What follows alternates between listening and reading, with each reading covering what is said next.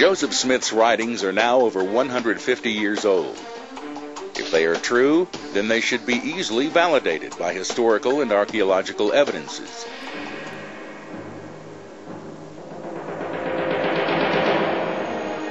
Joseph Smith, his father Joseph Sr., and his brother Hiram were actively involved in the occult while living in Palmyra, New York. Joseph Sr. considered his money digging an occupation and often brought Joseph Jr. with him on his expeditions. This involved special rituals and ceremonies which were performed for the purpose of obtaining buried treasure. It is through these expeditions that Joseph found his beloved seer stone, which he used to try to locate treasures of gold and silver. Joseph would place his magical rock into a hat and pull the hat up to his face to block out all light.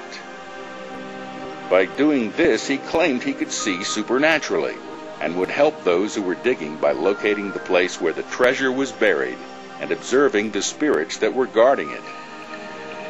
Joseph and his father's money digging continued until at least March of 1826. I will now give you a description of the manner in which the Book of Mormon was translated. Joseph would put the seer stone into a hat and put his face in the hat, drawing it closely around the face to exclude the light, and in the darkness the spiritual light would shine. A piece of something resembling parchment would appear, and on that appeared the writing. One character at a time would appear, and under it was the interpretation in English.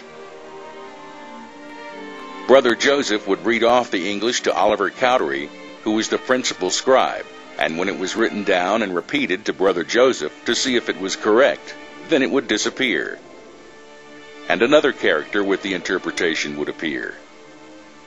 Thus the Book of Mormon was translated by the gift and power of God, and not by any power of man.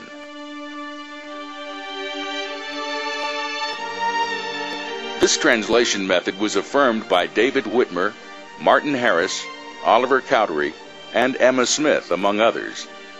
And it is this unbiblical method of translation that Joseph Smith boasted the bold claim that the Book of Mormon was the most accurate book in existence. If this book was translated by the gift and power of God, we must ask the question, why have there been thousands of corrections to the Book of Mormon, many of which relate to doctrinal and historical issues? Since the golden plates were not used during translation, Joseph Smith was the only person who could verify that they truly existed.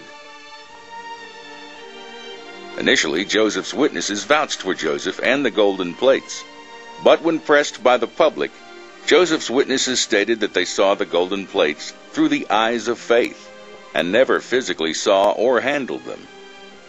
More importantly, Joseph was using the same occult object to find buried treasure as he used to translate his scripture.